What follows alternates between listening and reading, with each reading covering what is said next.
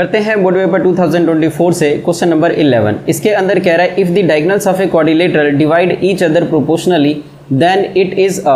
तो यहाँ पे इसके लिए ये 4 ऑप्शन दे रखे हैं और क्वेश्चन के अंदर कह रहा है कि अगर कोई भी एक क्वाड्रिलेटरल है और उसका जो डायगोनल है अगर वो डिवाइड करता है प्रोपोर्शनली तो इस चारों में से कौन सा फिगर हो सकता है। तो सबसे पहले हम बात करते हैं पैरेललोग्राम की। तो अगर हम पैरेललोग्राम को अगर हम बनाएं तो इस तरीके से कोई एक फिगर बनेगा और अगर हम इस डायगोनल को इस तरीके से अगर हम बनाते हैं तो यहाँ पे इसके जो डायगोनल है मतलब ये डायगोनल जितना ये है उतना ही ये होगा, इक्वली डिवाइड करेगा और जितना इधर है उतना ही इधर भी होगा।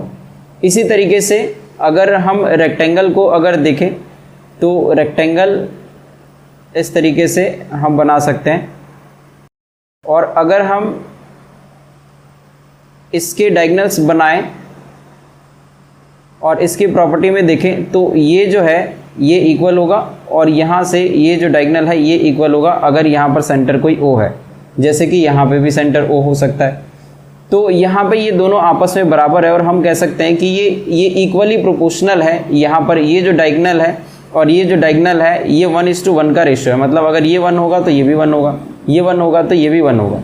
तो 1:1 का रेशियो इधर भी है, इधर भी 1:1 का रेशियो है। इसी तरीके से अगर हम स्क्वायर बनाएं और इसके डायगोनल्स बनाएं तो ये भी इक्वली होगा, जितना इधर होगा उतना ही इधर होगा, जितना ये है उतना ही ये है। तो इक्वली प्रोपोर्शनल है, मतलब 1:1 का रेशियो यहाँ पर भी होगा। बट अगर हम ट्रेपीजियम को देखें इस तरीके से तो यहाँ पर जो अगर यहाँ पे अगर हम ओ मानते हैं, जैसे कि इधर भी हमने ओ नहीं बनाया था तो ओ यहाँ पे भी मानते हैं और ओ इस पॉइंट पे मानते हैं, तो ये और ये दोनों बराबर नहीं होगा। एक ही डायगोनल है बट ये प्रोपोर्शनली डिवाइड होगा, जितना इधर होगा उतना ही इधर का भी रेशियो बनेगा और ये 1:1 नहीं होगा।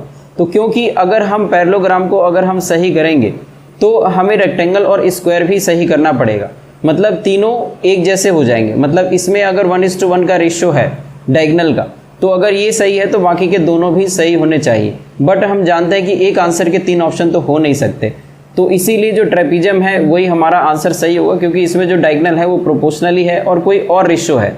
इसमें अलग अलग रेशियो हो सकता है, ये 1:1 का रेशियो नहीं होगा। तो इसीलिए जो हमारा आंसर है वो हो जाएगा ऑप्शन डी। तो इस तरीके से इसमें हमें कुछ सॉल्व नहीं करना था, बस थोड़ा सा एक लॉजिक जो चारों फिगर के बारे में हमें जो एक समझ है वो होनी चाहिए इस क्वेश्चन को करने के लिए। तो इसकी थोड़ी बहुत जो प्रॉपर्टी है वो आप याद करके अगर रखते हैं तो इस टाइप का जो क्वेश्चन है इसके जो सॉल्यूशन है वो आप दे सकते हैं।